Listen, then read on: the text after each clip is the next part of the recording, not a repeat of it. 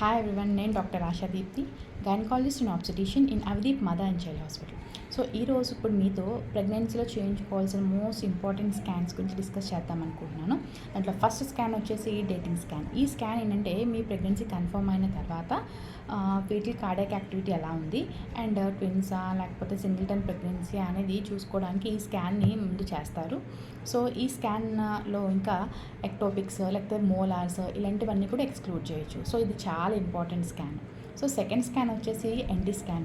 ఇది వచ్చి 11 to 14 weeks period of gestation మధ్యలో చేసుకుంటారు. ఈ స్కాన్లో ఏంటంటే బేబీలో ఎర్లీగా వచ్చే అనామలీస్ ఏమైనా ఉంటే అవి డిటెక్ట్ చేయడానికి యూజ్ అవుతుంది. దీంట్లో ఇంపార్టెంట్ థింగ్ ఏంటంటే ఎన్టీ థిక్నెస్ అని ఉంటుంది.